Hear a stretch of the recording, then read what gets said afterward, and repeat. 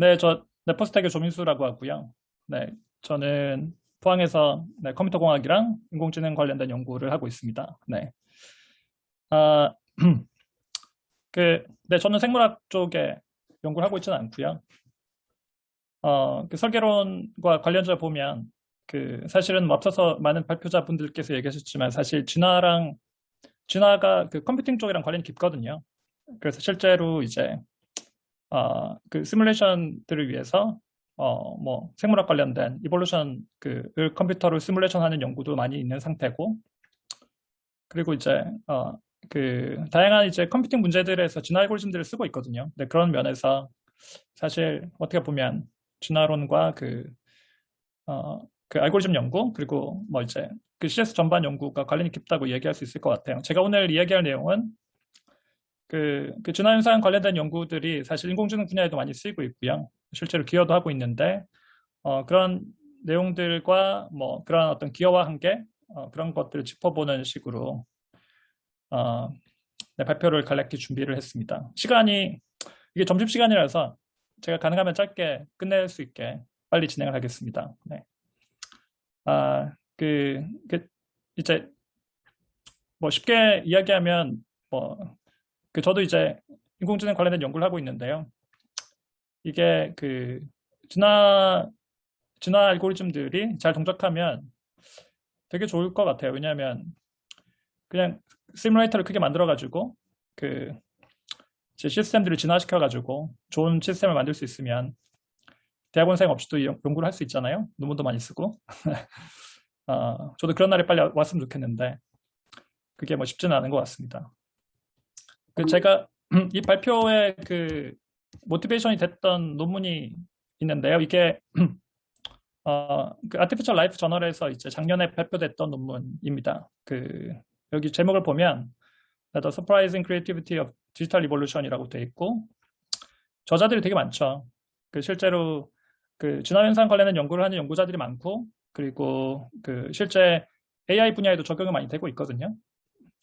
그래서 이제 그런 관련된 연구를 했던 사람들을 이렇게 같이 모아서 기존에 알려지지 않았던 그런 진화현상으로부터 관찰했던 되게 놀라운 어떤 창의성, 창조성 사례들을 모아가지고 논문으로 출판을 한 거라고 생각하시면 될 것 같아요.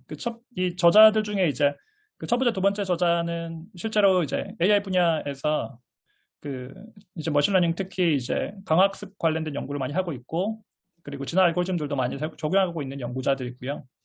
나머지 분들은 되게 배경이 다양한데 생물학자들도 있고, 특히 여기 눈에 띄는 분 보시면은 제가 예전에 발표를 한번 했었던 이 논문들의 저자들도 있네요. 크리스토퍼 아담이랑 여기 리차드 렌스키 같은 경우는 아시겠지만 MSU 쪽에서 뭐 진화 생물학과 그리고 특히 진화 영상 관련된 연구들을 많이 하고 있는 학자들입니다. 실제로 여기 보면 그런 다양한 사례들을 볼 수 있어서 저도 관심 있게 봤었고요. 얼마나 놀라운 사례들이 있는지에 대해서 저도 좀 확인하고 공부하고 싶어가지고 논문을 봤는데 뒤에 말씀드리겠지만 그렇게 놀랍지는 않아요.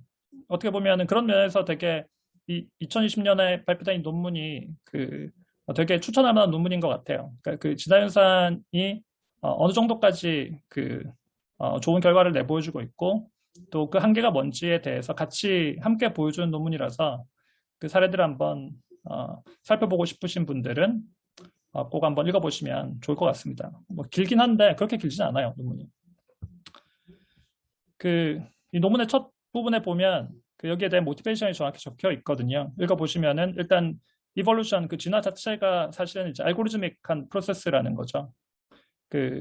이게 진화라는 게 과정이잖아요. 리프로덕션하고 뮤테이션하고 셀렉션 되는 과정을 통해서 이렇게 변화가 일어나는 게 진화라고 우리가 이야기할 수 있을 것 같은데요.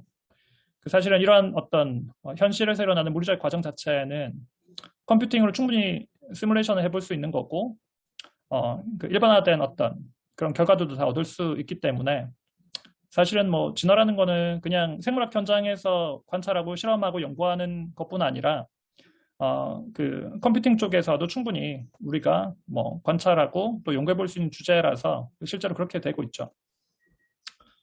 그래서 이 세 번째 제가 인용한 부분을 보시면 이 논문이 이러한 그 진화 알고리즘들의 어떤 창의성, 창조성과 그 어떤 놀라운 결과들을 잘 이렇게 다큐멘테이션 하고 있다라는 식으로 이야기를 하고 있고, 이게 기존에 잘 알려져 있지 않은데, 그래서 많이 알려주면 좋겠다라는 취지를 갖고 있는 연구라고 보시면 되겠습니다. 그 관련된 내용들은 제가 그냥 간략히만 요약해서 제가 뒤쪽에서 그 말씀을 드리겠습니다. 제가 말씀드린 내용은 4가지 정도로 요약해 볼 수 있을 것 같은데요. 첫 번째는 그 최근 인공지능 연구의 어떤 발전, 사실은 이 진화 현상 자체가 AI 연구에 많이 쓰여왔는데요. 특히 최근에 AI 분야가 되게 발전하면서 덩달아 사실 이 분야도 발전을 하고 있거든요. 뭐 그런 맥락들을 간략히 설명을 드리고, 그리고 이 논문에서 말했던 내용들을 간략히 요약을 드리겠습니다. 그리고 실제 이 창조성에 관련된 문제들, 특히 AI 분야 하는 사람들도 관심 많기 때문에 여기에 대한 최근의 어떤 그런 연구들에 대해서 제가 간략히 소개를 해드리고, 그리고 사람과의 어떤 그런 비교를 적절히 하고 결론을 내면서 마치도록 하겠습니다.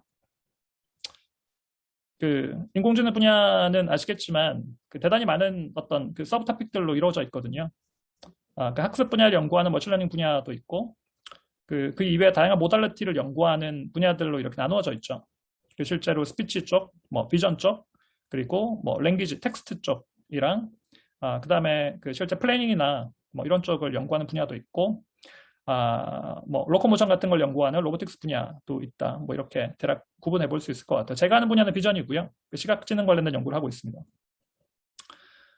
AI 분야 전반의 최근의 트렌드를 간략히 설명을 드리면, 이제 AI라는 거는 기본적으로 머신이잖아요. 기계이고, 기계랑 알고리즘이랑 사실 같은 거죠. 왜냐하면 물리적인 머신이긴 하지만 앱스트랙션 된 게, 추상화된 게 알고리즘이기 때문에 사실상 같은 용어라고 생각하시면 되고, 머신이든 알고리즘이든 거기에 다 여기 지금 보면 다이얼 같은 게, 높 같은 게 다 있는데요.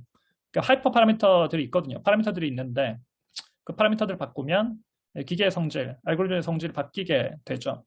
실제로 좋은 퍼포먼스를 내기 위해서는 이 파라미터들을 잘 조절해줘야 되는 거고, 이 파라미터들을 물론 사람이 핸드 튜닝할 수도 있겠지만 데이터를 기반으로 학습을 통해서 파라미터를 튜닝하는 게 우리가 보통 이야기하는 머신러닝 이라고 하시면 될 것 같습니다. 과거에는 되게 머신도 되게 작은 걸 썼었고, 데이터를 가지고 학습을 할 때도 되게 조금만 했었죠. 복잡하게 하는 게 어려웠기 때문에. 최근에 여러분들 많이 들어보셨을 뭐 이런 빅데이터, 뭐 딥러닝 이런 것들이 발전하면서 되게 깊은 큰 기계랑 큰 알고리즘과 파라미터가 되게 많은 거죠. 그리고 그 많은 파라미터들을 되게 많은 양의 데이터로 학습하는 그런 이제 소위 딥러닝이라고 부르는 기법들이 되게 다양하게 발전하면서 AI 분야가 되게 급격하게 발전을 했습니다. 두 가지를 한번 나눠볼 수 있을 것 같은데요. 기계가 커진다는 거는 기계가 원래 갖고 있는 본성 자체가 이렇게 좀 더 용량이 커진다는 의미로 받아들일 수 있을 것 같고, 학습을 많은 양의 데이터를 가지고 한다는 거는 그만큼 이제 훈련을 시키는 거죠. 일종의 양육이라고 볼 수 있을 것 같아요. 그래서 우리가 심리학에서 보통 이야기하는 네이처와 널처, 그 두 가지가 같이 이렇게 커지고 규모가 더 거대해지고 있다. 뭐 이렇게 이해할 수 있을 것 같습니다. 그래서 트렌드가 이렇게 바뀌다 보니까 예전에는 사실 널처 부분, 그러니까 학습을 하는 부분이 되게 작았기 때문에 사람들이 이제 네이처 부분에 관심이 많았죠. 굳이 비유를 하자면. 그래서 최근에는 뭐 연구자들 사이에 도대체 이거 기계를 크게 잘 만드는 게 중요하냐? 아니면은 뭐 기계는 별로 중요하지 않고 기계를 학습시킬 때 데이터를 많이 쓰고 좋은 데이터를 가지고 하는 게 중요하냐? 뭐 이런 논쟁도 있다. 뭐 이렇게 간략히 이야기할 수 있을 것 같습니다. 그래서 뭐가 중요하냐? 뭐 여기에 대한 논쟁은 뭐 세부적으로 많긴 한데 간략히 말씀드리면 둘 다 중요하다. 네, 이렇게 정리할 수 있을 것 같네요. 제가 앞서 소개드렸던 진화의 창조성 관련된 논문을 이제 말씀을 드릴 텐데요. 제가 짧게만 말씀을 드릴게요. 이 논문에 보면 수십 개의 이야기들이 있습니다. 각각이 사실 사례에 해당하는 건데, 진화 알고리즘을 적용해가지고 되게 놀라운 결과들을 얻었던 그런 사례들이 있는 거죠. 그걸 크게 5가지로 구분을 하고 있어요. 첫 번째는 이런 거죠. 이 피트니스 펑션이라고 보통 objective 펑션이라고도 부르는데 학습을 할 때 실제 학습 목적에 부합하는지 아닌지를 측정하는 어떤 함수가 있거든요. 이걸 기반으로 보통 이제 그 파퓰레이션들을 셀렉션하기 때문에 보통 이걸 피트니스 펑션, 그러니까 진화로 보면 적응 함수에 해당하는 거죠. 이렇게 이름을 붙입니다. 그래서 뭐 이런 거죠. 그걸 잘못 설계해가지고 일어나는 되게 놀라운 일들, 뭐 이런 건데, 예를 들면은 여기 이 그림에 보시면 왼편에 보면 이게 뭐 이게 크게 뭐가 이렇게 물체가 하나 서 있잖아요. 이게 사실은 동물이라고 생각하시면 될 것 같아요. 에이전트. 그래서 이 에이전트를 되게 뭐 수십 수백만 개 가지고 있고 얘들을 진화를 시키는 거죠. 그래서 이 몸의 구조를 바꾸고 그리고 움직이는 방식을 바꿔가지고 잘 보행할 수 있게끔 진화를 시키는 게 목적으로 시뮬레이션 할 수 있다고 생각하시면 되겠습니다.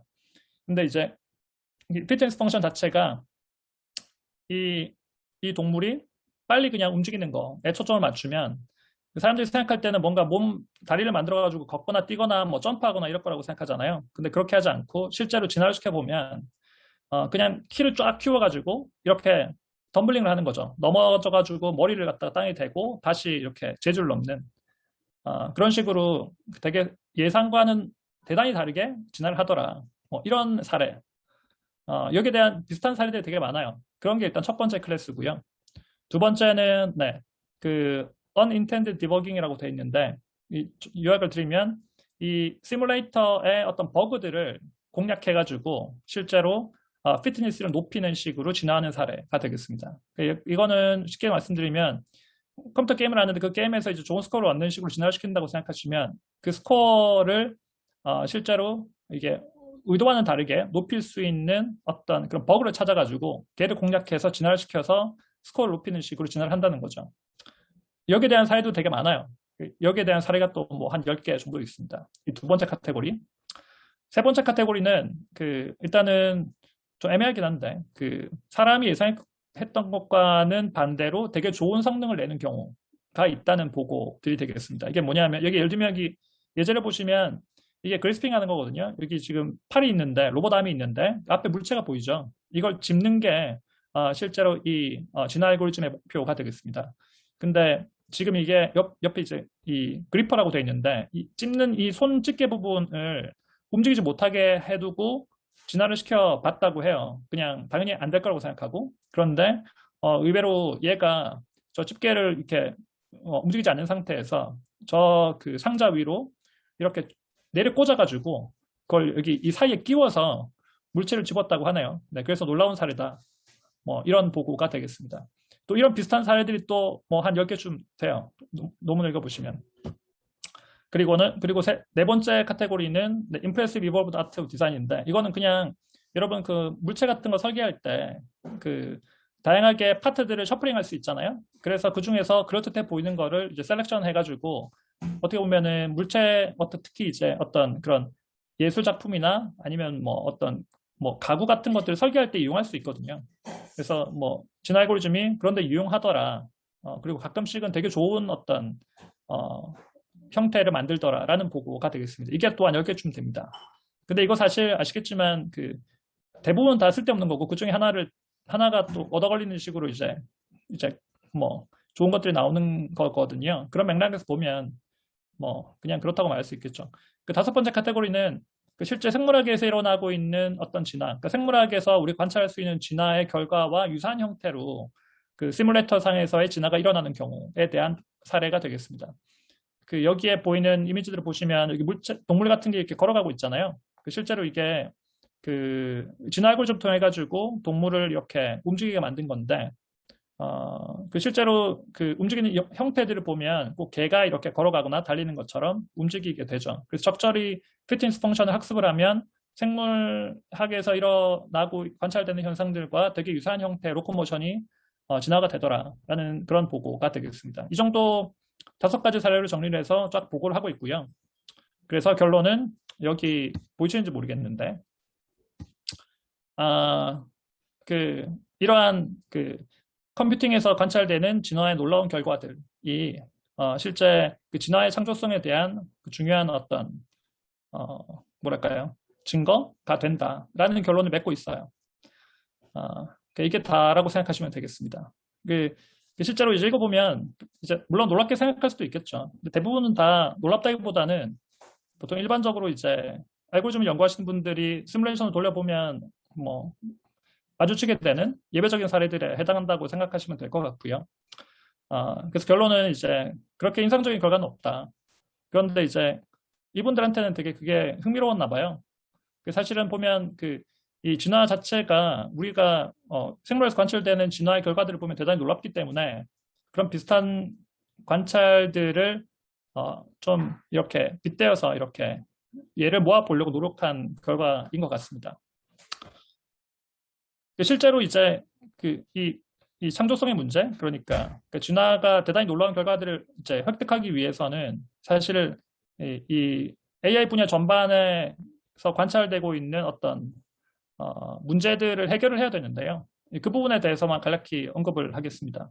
실제로 저희가 이제 인공지능 하면 생각하는 거는 영화에서 보는 터미네이터 같은 이런 애들이잖아요. 실제로 사람들의 지시에 따라서 똑같이 행동하는 게 아니라 저희가 알아서 창의적인 사고를 하고 뭔가 새로운 걸 만들어내고 또 놀랍게 적응적으로 행동하는 그런 어떤 에이전트들을 생각을 하게 되는데 실제는 그렇지 않죠.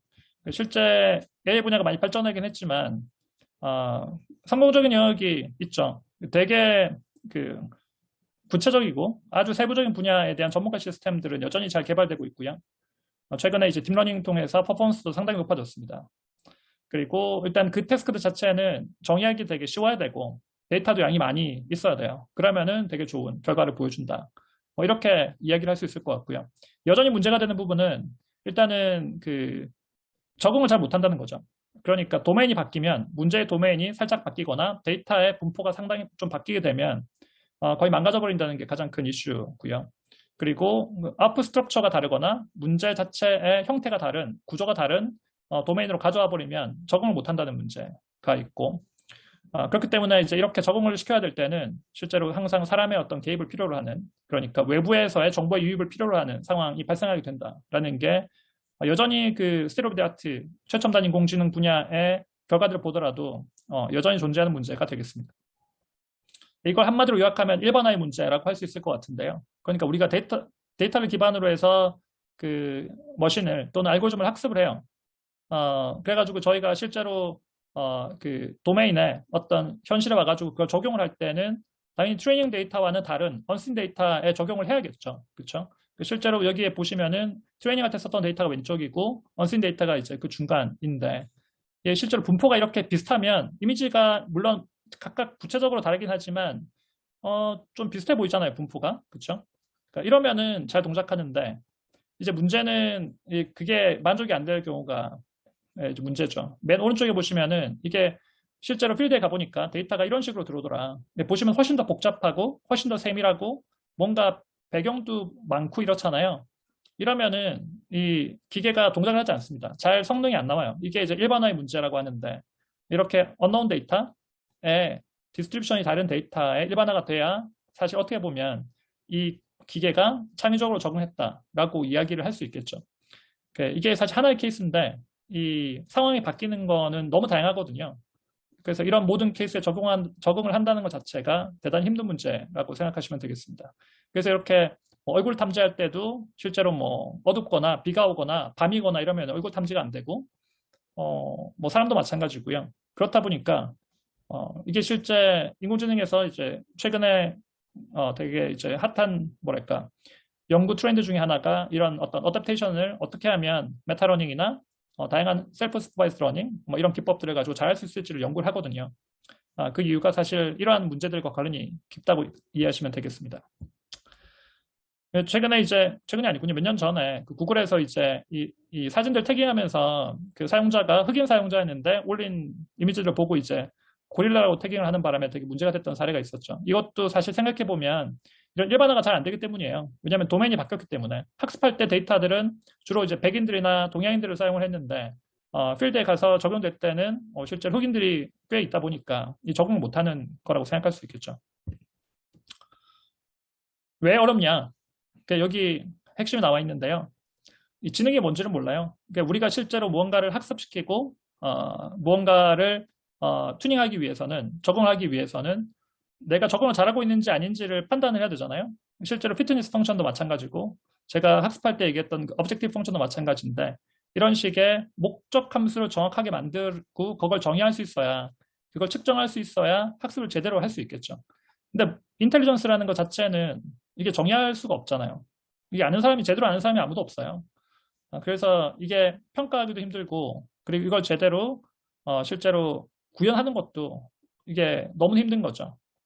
그렇다 보니까 되게 구체적인 사례들에 초점 맞춰가지고 스코링을 할 수 있는 방향으로 적용한 사례만 좋은 결과를 얻을 수 있는 그런 케이스가 되겠습니다. 아이고 잠깐만요. 네. 그래서 사실 인공지능 분야가 제대로 발전하려면 이렇게 태스크 스퍼시픽한 맨 아래쪽에 보이는 되게 좁은 개별적인 태스크에 적용을 할 수 있는 기법들에 집중할 게 아니라 실제 광범위한 태스크들을 모두 다룰 수 있는 되게 브로드한 어떤 제너럴라이제이션 성능을 갖고 있는 AI 시스템들을 만들어야 될 거고요. 궁극적으로는 저 맨 위에 있는 그러니까 제너럴 인텔리전스, 즉 어떠한 태스크가 들어오더라도 거기에 바로바로 적용해가지고 온더플라이로 문제를 풀 수 있는 그런 어떤 기계가 만들어져야 되는 건데 그게 안 되고 있는 거죠. 실제로 이게 되려고 하면은 이런 시스템이 필요한 거예요. 이게 일종의 스킬 프로그램 제너레이터라고 얘기할 수 있는데 저 맨 왼쪽에 보이는 인텔리전스 시스템이 있고요. 실제로 태스크가 들어오면은 얘가 그 입력을 받아가지고 그 태스크를 해결하는 프로그램을 바로 만들어버리는 일종의 프로그램 제너레이션 기법을 만들 수 있어야 이게 해결이 되는 거고 사실 그게 사람이죠. 근데 컴퓨터는 그걸 못하거든요. 여전히 이 문제가 풀리지 않고 있고 이걸 제대로 포뮬레이션 하기도 되게 힘들다라는 게 가장 큰 문제가 되겠습니다. 이걸 인간으로 비교해보면 사실 인간은 대단히 놀라운데 어떻게 보면 지능이라는 게 되게 이런 역설이랑 비슷해요. The first uninteresting number라는 이 역설이 있는데 그러니까 흥미롭지 않은 첫 번째 수가 뭐냐. 그래서 흥미롭지 않은 첫 번째 수를 찾으면 그게 흥미롭지 않은 첫 번째 수라서 그 자체로 흥미롭잖아요. 그래서 흥미로운 첫 번째 수일 수 없는 거죠. 그 다음 걸 찾으면 역시 그것도 흥미롭지 않은 첫 번째 수라서 흥미롭고 그래서 첫 번째 흥미로운 수가 될 수 없고 뭐 이런 역설이 있는 거죠. 이게 인공지능 역사를 보면 예전에는 되게 놀랍게 여겨지던 여러 가지 그 어떤 알고리즘들이나 아니면은 머신들이나 아니면은 어떤 시스템들이 지금에 와서는 전부 다 지능적이라고 생각하지 않잖아요. 그렇죠? 뭐 체스 머신이라는 거는 뭐 다 그냥 핸드폰에 다 들어가는 거고 얼마 전에 이제 바둑 게임이 거의 이제 컴퓨터가 거의 점령을 했는데 이제는 바둑 잘한다고 해서 그게 무슨 되게 놀라운 신비스러운 능력을 갖고 있다고 생각하지 않죠. 그래서 생각해보면 어떻게 보면은 가장 놀라운 사람은 여기 보이는 이 알파고로 만들었던 이 왼편의 이 하사비스라는 어떻게 보면은 그 설계자죠. 그리고 그 팀들이 가장 많이 기여를 한 거고요. 물론 그 머신을 학습할 때 썼던 데이터들을 만든 사람들도 그 기여한 사람이라고 생각할 수 있을 것 같아요. 어떻게 보면은 이제 이러한 이 대립구도, 인간과 기계라는 대립구도가 사실은 어떻게 보면 그냥 인간 대 인간인 거죠. 그렇죠? 왜냐하면 그 기계를 만든 사람들이 인간이기 때문에. 정리를 하자면 이렇습니다. 사실 그 지능이라는 거의 가장 큰 핵심은 알지 못하는 걸 알아내는 거거든요. 근데 알지 못하는 건 저희가 정의할 수 없기 때문에 그걸 알아내는 걸 자체를 형식적으로 포뮬레이션 하는 것 자체가 되게 힘들고 사실상 거의 불가능한 게 아닌가라는 생각이 들 정도로 어려운 문제라는 게 그 키가 되겠습니다. 사람은 되게 재밌는 게 알 수 없는 거를 알아내려고 하거든요. 그리고 그 자체를 자기 자신의 외부에서 관찰해서 그걸 포뮬레이션 할 수 있는 능력이 있죠. 근데 컴퓨터나 어떤 그런 XML 시스템, 그러니까 어떤 그 공리적인 체계들은 그 자체 바깥으로 나갈 수가 없거든요. 그러면 그 자체가 체계가 돼버리기 때문에. 그래서 이제 실제로 사람 자체가 우리가 생각하는 이러한 어떤 가장 일반적인 그 스킬 프로그램 제너레이터에 해당이 될 텐데 이게 도대체 그러면 컴퓨터나 프로그램으로 구현이 가능한 건가? 그러니까 스킬 프로그램 제너레이터가 프로그램인가 아닌가라는 이 논쟁이 어떻게 보면 인공지능 연구자들한테는 되게 관심이 많고 그리고 지금도 논쟁이 되고 있는 문제다. 뭐 이렇게 정리를 할 수 있을 것 같습니다. 그래서 요약을 하자면 이 슬라이드에 있는 내용이 있고요. 뭐 제가 결론은 뭐 특별히 정하지 않고 그냥 열린 형태로 두는 걸로 하겠습니다. 사실은 뭐 모르죠. 언젠가 정말 이 스킬 프로그램 제너레이터가 완성이 될지. 뭐 지금은 아직 제가 보기 유연한 것 같지만 하지만 어쨌든 보통 어떤 사람들이 생각하는 것처럼 제너럴 알고리즘이나 이볼루셔너리 알고리즘 또는 프로그램들이 정말 되게 창조적인 결과들을 내고 있는 건 아닌 것 같아요. 그 사례들을 봐도 그렇고 실제로 거기에 기여한 것들은 대부분 다 그 제너릭 알고리즘의 그 일종의 뮤테이션, 그게 사실 가이드드 뮤테이션인데 그걸 어떻게 잘 설계하는지에 따라서 만들어낸 결과라고 해석하는 게 현실을 훨씬 더 잘 설명하는 결과일 것 같습니다. 네, 그러면 이 정도로 제 발표를 정리하도록 하겠습니다. 감사합니다. 네, 발표 감사합니다. 네. 혹시 질문들 뭐 하실 분들 해주시기 바랍니다.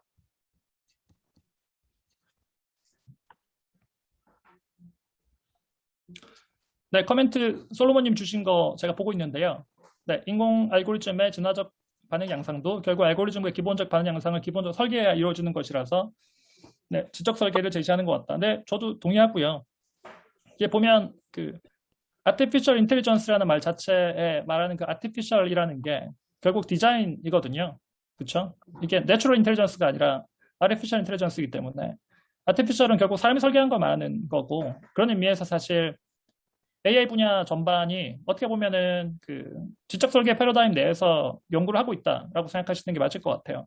좀 예외적인 게 아까 제가 초반에 언급했던 그 커뮤니티, 그러니까 artificial life 쪽을 연구하는 커뮤니티라고 볼 수 있을 것 같은데요. 거기는 가능하면 파퓰레이션 베이스로 그렇죠. 그냥 처음에 쫙 파퓰레이션들 깔아두고 진화를 시켜가지고 실제 피트니스 펑션들을 잘 해결할 수 있는 거기에 해당되는 문제 해결할 수 있는 애들을 진화시키는 가능하면 설계를 미니마이즈하고 진화시키는 방법들로 연구를 하거든요. 그런데 거기서 이제 얻어진 창조적인 결과들이 제가 말씀드렸던 그런 결과들이라는 거죠.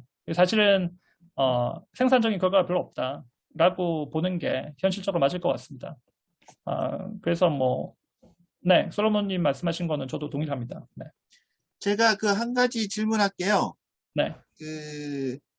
우리가 이제 지적 설계 진영이 미국에서 시작하면서 뭐 댐스키도 뭐 이렇게 주도했지만은 정보 이론 쪽으로 처음에는 이 생물학 쪽으로 이렇게 그 토론하기가 너무 힘든 사항이었기 때문에 이제 정보 이론 쪽으로 이게 많이 이제 논문도 내기 시작하면서 뭔가 토론도 되고 수학적인 표현으로 논쟁을 할 수 있는 여지들이 돼서 저 개인적으로는 이쪽에 관련된 그 정보 이론 쪽으로 많이 이제 관심 있는 연구자도 나올 거고 논쟁도 많이 되고 관련된 논문들이 많이 나올 거라고 제 개인적으로 생각을 했는데 이제 그 댐스키도 조금 중간에 이게 본인이 약간 쉬게 되고 그러면서 이게 제가 생각한 거와 다르게 이쪽으로 저렇게 활발하게 되지 않고 뭔가 이게 그래도 지적설에 관심 있는 분들이 꽤 많을 텐데 왜 이게 안 되고 있을까는 좀 약간 뭐 그런 생각을 갖는데 네. 뭐 관련 연구자로서 네. 한번 왜 이쪽 방향으로 활발한 논의가 안 되고 있을까 하는 거 한번 네. 좀 답변해 주시죠. 네. 네, 이 교수님 좋은 질문 감사드리고요. 아마 이제 외부에서 볼 때는 그렇게 생각을 할 수 있을 것 같아요. 사실은 뭐 일면으로 맞는 말이긴 한데 사실은 이제 이 분야가 특히 AI 분야나 아니면은 특히 인포메이션 시어리 연구하시는 물론 아마 여기에 지금 참석하시는지 모르겠는데 한국에서는 김영식 교수님이 가장 그나마 가까운 분야일 것 같은데요. 사실 연구할 수 있는 부분들이 되게 많긴 한데 이게 문제는 이미 되게 중요한 결과들, 이론적인 어떤 되게 초석을 쌓는 연구들은 이전에 다 있었고요. 아시겠지만 노플런치 티어렘 관련된 연구들이 있었기 때문에 댐스키도 거기 위해서 작업을 했던 거고. 그런데 이제 보통은 이제 연구라는 거는 보통 되는 연구를 발표를 하는 게 사람들이 하고 싶어 하는 거거든요. 그리고 읽는 사람들도 되는 연구를 읽고 싶어 하지 안 되는 연구를 읽고 싶어 하지 않아요. 그래서 어떻게 보면은 evolvability에 관련된 다양한 어떤 impossibility theorem, 그러니까 불가능성 관련된 결과들이 많이 있긴 한데 사람들이 여기에 관심이 별로 없고요. 그런 걸 내봤자 출판도 잘 안 되는 거죠. 그렇다 보니까 논문들이 많지 않은 것도 있고 이걸 실제로 진화 쪽으로 결론을 연결 지으려면 사실 관련된 연구들에서 두 가지 분야를 같이 하는 사람들이 필요한 건데 컴퓨팅 하시는 분들은 사실 진화에 별 관심이 없어요. 그리고 생물학 하시는 분들은 컴퓨팅에 관심 있는 분들도 대부분 다 자기 쪽으로 유리하게 쓰려고 하지 그걸 면밀하게 공정하게 잘 관찰해서 그걸로 논문을 만들려는 노력을 하지 않는 것 같습니다. 사실 제가 보기에는 그거고요. 그리고 설계론 관련된 연구들은 어떻게 보면 말씀드렸던 것처럼 AI 분야가 사실 설계를 통해서 문제를 해결하고 있는 다양한 연구들을 하고 있는 분야잖아요. 그렇다 보니까 어떻게 보면은 다들 설계 관련된 연구죠. 사실은. 그래서 관점에 따라서 해석을 좀 해보자면 이게 지적 설계 논쟁과 직접적으로 관련 있는 식으로 논문이 나오지 않는 이유는 그쪽의 펀딩과 그리고 어떤 학계의 어떤 생태랑 관련이 깊은 것 같고요. 그리고 저변도 좀 좋은 것도 있는 것 같고 저도 하고 싶은데 사실은 시간도 별로 없고 뭐 이런 부분들 여러 가지가 복합적으로 작용하지 않나라는 변명을 해봅니다. 네. 그 여기 좀 더 인포메이션 세리 관련해서는 김영식 교수님이 혹시 참석하셨으면 이야기해 주시는 것 좋을 것 같네요. 네, 답변 감사합니다. 예. 다른 분 혹시 또 질문 있으시면. 안녕하세요. 혹시 네, 정우성이라고 합니다. 교수님 혹시 제 이야기 들리실까요? 네, 들립니다. 말씀하십시오. 네, 네. 감사합니다. 강의 너무 잘 들었고요. 저는 이제 삼성전자에서 반도체 만드는 일을 하고 있는데 네. 말씀하신 대로 그 지네틱 알고리즘 전공한 후배가 들어와가지고 저희가 네. 만들고 있는 반도체 시스템들 최적화 관점에서 약간 긴장하면서 돌려본 적이 있었어요. 이거 네. 진화를 하면 정말 잘 나오나? 그래서 굉장히 긴장 많이 하면서 돌려봤는데 네. 왜 긴장을? 선생님 제 입장에서 진화하면 정말 잘 나오나? 긴장을 어, 좀 했는데 오늘 말씀하신 그대로 결국 내가 만들어준 틀 안에서 뭐 최적화된 결과들이 나오긴 하는데 이거 그냥 내가 시뮬레이션 열심히 돌리면 발견할 수 있는 그런 정보들이지 그렇다고 해서 뭔가 이렇게 브릴리언트 하진 않다는 생각이 들었고 네. 결국 내가 정해준 팩터들 안에서 움직이는 거라서 이걸 진화라고 불러야 되나 싶더라고요. 네, 맞죠. 그냥 네. 이거는 다양해지는 거다. 말씀하신 대로 파퓰레이션을 많이 늘려서 제 네. 시간을 절약해 준 거에 대해서는 매우 고마웠으나 네. 이거를 이볼루션이라고 불러야 되나 싶은 생각이 들었었어요. 네. 그래서 이제 실제 학계에서 그 어떤 데이터가 뭐랄까 데이터의 정해진 빛 안에서 다양해지는 거 말고 데이터가 실제로 늘어나는 이를테면 3장짜리 설계도가 5장이 되고 6장이 되는 그런 결과들이 학계에서 있었을까가 매우 궁금해지더라고요. 네. 네. 좋은 질문 감사드립니다. 일단은 제네릭 알고리즘의 한계는 사실 어차피 컴퓨팅하는 쪽 연구자들은 다 공유하고 있을 것 같아요. 그게 그렇게 에피션트하지 않고 실제로 이게 파퓰레이션 기반으로 하면 굳이 설계를 좀 덜하고도 결과를 좀 얻을 수 있기 때문에 초기에 많이 쓰긴 하는데 문제가 제대로 분석이 되면 대부분 다 어차피 서치 알고리즘이라서 거기에 옵티멀한 서치 알고리즘을 설계해가지고 쓰죠. 그게 훨씬 더 빠르고 더 정밀하고 결과도 좋습니다. 그러니까 그냥 이제 좀 레이지한 사람들한테는 뭐 그냥 제네럴 알고리즘이 그나마 한번 초반에 한번 써볼 만한 그런 알고리즘 정도로 이해되고 있다라고 이야기할 수 있을 것 같고요. 실제로 이게 그 창조성과 그러니까 아까 말씀하셨던 되게 놀라운 결과들을 얻는 방향으로 뭔가 이런 제네럴 알고리즘이 쓰이는 사례들이 좀 더 있냐라고 물어보셨는데 사실 어떻게 보면 이 창조성과 관련된 가장 중요한 토픽이 AI 분야에서는 데이터 제너레이션 분야거든요. 말씀하셨던 그런 새로운 데이터를 만들어내는 일.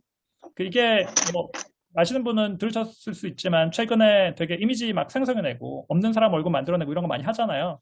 실제로 연구가 많이 되고 근데 거기에 그럼 제네릭 알고리즘이나 이볼루셔너리 알고리즘이 많이 쓰이고 있냐? 그렇지는 않습니다. 그렇지는 않고 대부분 다 뭐랄까 그 디스트리뷰션들을 잘 학습하기 위한 다양한 파벌론들 많이 쓰는 게 뭐 보통 개인이라고 적대적 뭐 생성 모델 뭐 이런 거나 베리에이션 오토인코더 뭐 이런 식으로 되게 정교하게 설계된 그 수학적인 모델들을 사용해서 학습을 보통 하고 그 데이터 디스트리뷰션들을 가능하면 모사하려는 노력들을 하는 거고요. 엄밀히 말하면 이게 정말 놀랍고 또 새로운 어떤 데이터를 만들어내는 것 같지만 여전히 학습 데이터 안에 묶여 있기 때문에 이것도 어떻게 보면 창조성 측면에서 되게 제한되어 있는 결과라고 이야기할 수 있을 것 같아요. 하지만 어쨌든 관련된 연구를 보고 싶다면 뭐 이미지 제너레이션이나 아니면 뭐 제가 말씀드렸던 적대적 생성 모델 관련된 연구들을 살펴보시면 뭐 아마 좀 흥미로운 사례들 그나마 찾아볼 수 있을 것 같아요. 저는 이볼루션이라는 용어 자체가 그냥 광범위하게 좀 제네릭하게 쓰는 거에 대해서 그렇게 적대적인 뭐 생각을 가질 필요는 없다고 생각하고요. 근데 진화라는 게 어디까지 가능하고 어디까지 불가능한지 그 사람이 해야 되는 일은 뭔지 이런 것들을 잘 판단하는 게 엔지니어들한테도 중요하고 연구자들한테도 중요하고 일반인들한테도 중요할 것 같아요. 그게 앞서서 많은 발표자들이 말씀하셨지만 세계관에 영향을 줄 수 있는 거기 때문에 그게 맞는 게 아니잖아요. 네, 한계가 너무 명확하고 그래서 뭐 그 정도로 답변을 드릴 수 있을 것 같습니다. 네, 네, 감사합니다. 네. 혹시 한 분 정도 더 질문 받겠습니다.